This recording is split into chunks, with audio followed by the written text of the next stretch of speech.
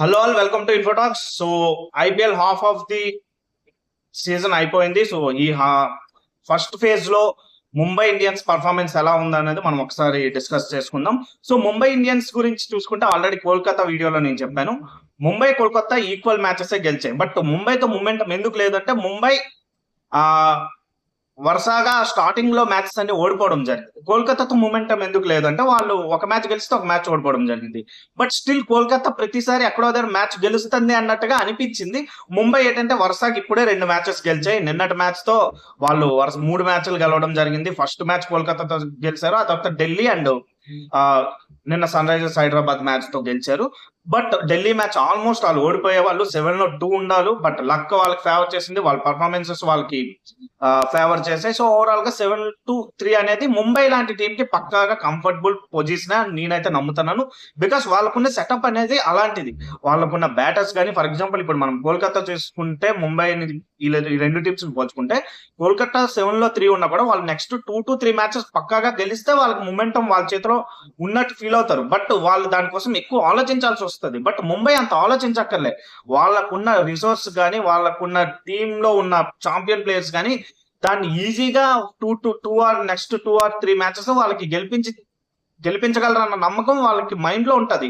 But on that particular day రోజు ఏమవుతుంది అంటే గ్రౌండ్ లోకి వెళ్ళాక వాళ్ళ ప్లాన్స్ అనేవి ఎగ్జిక్యూట్ చేయలేకపోతున్నారు. బట్ లాస్ట్ 2 మ్యాచెస్ గా గెలిచారు కాబట్టి ముంబై లాంటి టీం ఆల్రెడీ మూమెంటం వచ్చింది అంటే పక్కాగా అల్లుకుపోతారు. అండ్ బూమ్రా కొంచెం కంప్లీట్ ఫిట్ గా కనిపిస్తున్నాడు.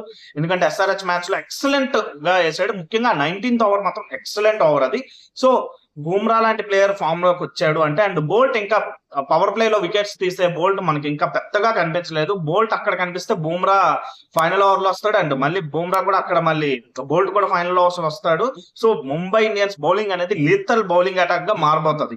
బట్ అది ఇంకా పూర్తిగా బోల్ట్ పూర్తిగా చూపించకపోవడం, దీపక్ చాహర్ ఒక ఫేజ్ లో పర్ఫార్మెన్స్ ఇస్తే ఇంకొక ఫేజ్ లో పర్ఫార్మెన్స్ ఇవ్వకపోవడం వలన బూమ్రా అక్కడ ప్రస్తుతానికి వారియర్ గా ఉన్నాడు. బట్ మిడిల్ ఓవర్స్ లో హార్దిక్ పాండ్యా బాగానే పర్ఫార్మెన్స్ ఇస్తున్నాడు. ముఖ్యంగా Hardik Pandya both bat and ball మంచిగా పర్ఫార్మెన్స్ ఇస్తున్నాడు. అంటే ఒకేసారి 2 ఇవ్వట్లే కానీ కొన్ని మ్యాచ్ లో 2 ఇచ్చినా, బట్ ఎస్ఆర్ఎస్ తో జరిగిన మ్యాచ్ లో బౌలింగ్ చూసుకున్నా బ్యాటింగ్ చూసుకున్నా కొంచెం మంచిగానే కంట్రోల్ గా ఇచ్చాడు. అండ్ వాళ్ళ ఓపెనింగ్ లో రోహిత్ శర్మ నిన్న మ్యాచ్ లో అయితే ఎస్ఆర్ఎస్ మ్యాచ్ లో చాలా మంచిగానే ఆడాడు. ఆ స్టార్ట్ వాళ్ళకి పనికొచ్చింది. ఆ తర్వాత ఆ స్కోర్ కి ఆ స్టార్ట్ రావడం వల్ల కొంచెం ఈజీగానే అయ్యింది. బట్ రికల్టన్ వాళ్ళకి హ్యూజ్ ప్లస్ పాయింట్, ఎందుకంటే బాగా ఆడుతున్నాడు. అండ్ విల్జాక్స్ ఎస్ఆర్హెచ్ మ్యాచ్ లో both with bat and ball 2 కూడా పర్ఫార్మెన్స్ ఇచ్చాడు, 2 రకాలుగా కూడా. సో విల్జాక్స్ పర్ఫార్మెన్స్ కూడా వాళ్ళకి పాజిటివే. అండ్ తిలక్ వర్మ ఆ మ్యాచ్ ఎప్పుడైతే రిటైర్డ్ అయ్యాడో ఆ తర్వాత నుంచి మాత్రం తిలక్ వర్మ కూడా ఎక్సలెంట్ గా పర్ఫార్మెన్స్ ఇస్తున్నాడు. సూర్యకుమార్ యాదవ్ ఎలాగా పర్ఫార్మెన్స్ ఇస్తున్నాడు. బట్ సూర్యకుమార్ యాదవ్ అప్పుడప్పుడు మ్యాచ్ ని రీడ్ చేసి ఆడే విధానం చాలా బాగుంది. ముఖ్యంగా ఎస్ఆర్హెచ్ మ్యాచ్ లో అదే జరిగింది. సో వాళ్ళ ఫస్ట్ రోహిత్ శర్మతో కన్సర్న్ తప్ప మిగతా విషయాల్లో కూడా వాళ్ళకి ఎటువంటి కన్సర్న్ లేదు. హార్దిక్ పాండ్యా వచ్చే వరకు కూడా వాళ్ళకి ఎటువంటి ప్రాబ్లం లేదు. సో వాళ్ళ బ్యాటింగ్ ఆర్డర్ లో ఎటువంటి ప్రాబ్లం లేదు. ఒకటే ఇదేంటి అంటే నెక్స్ట్ మ్యాచెస్ లో వాళ్ళు ఎలా పర్ఫార్మెన్స్ ఇస్తారు అనేది కొంచెం ఇది ఉంది తప్ప వాళ్ళకి మళ్ళీ సిఎస్కే తో మ్యాచ్ ఉంది. సో సిఎస్కే మ్యాచ్ లో వాళ్ళు ఎలా పర్ఫార్మెన్స్ ఇస్తారు అన్నది మళ్ళీ కొంచెం, ఎందుకంటే మళ్ళీ ఎల్ క్లాసికో ఇవన్నీ విషయాలు బయటకు వస్తాయి. సిఎస్కే కూడా కొంచెం ఏమైనా పుంజుకోవడానికి ప్రయత్నిస్తుందా అనేది తెలీదు. సిఎస్కే వీడియోలో మనం చూద్దాం. బట్ ఓవరాల్ గా వాళ్ళ బౌలింగ్ బాగానే ఉంది. బట్ బౌలింగ్ లో వాళ్ళకి కొంచెం మంచి స్పిన్నర్ లేడు, అదొకటి కొంచెం చింతించాల్సిన విషయం. బట్ వాళ్ళకి 2 సాలిడ్ బౌలర్స్ ఉన్నారు. 8 ఓవర్స్ అక్కడే అయిపోతాయి. అండ్ హార్దిక్ పాండ్యా ఒక 3 ఓవర్స్ ఆర్ 2 ఓవర్స్ వేసినా 11 అయిపోతాయి. దీపక్ చాహర్ ఒక 2 or 3 వేసినా 14 అయిపోతాయి. సో ఇంకొక 6 ఓవర్స్ ని వాళ్ళు ఎలాగో ఒకలాగా కోటాని కంప్లీట్ చేయగలిగితే మంచిగా వాళ్ళ స్పిన్నర్స్ ఎవరికైతే ఛాన్స్ వస్తుందో వాళ్ళు కోటాని కంప్లీట్ చేసుకొని అక్కడే పూర్తిగా బ్యాట్స్మెన్ ఆపోజిట్ టీమ్ లో బ్యాట్స్మెన్ యాక్సిలరేట్ చేయడానికి ఉపయోగపడకుండా ఉంటే మాత్రం సో ముంబై ఇండియన్స్ కి నెక్స్ట్ ఫేజ్ అనేది, సెకండ్ ఫేజ్ ఆఫ్ ఐపీఎల్ అనేది పెద్ద ప్రాబ్లం కాదు. ఎందుకంటే ఆల్రెడీ వరుసగా 2 మ్యాచ్లు గెలిచారు.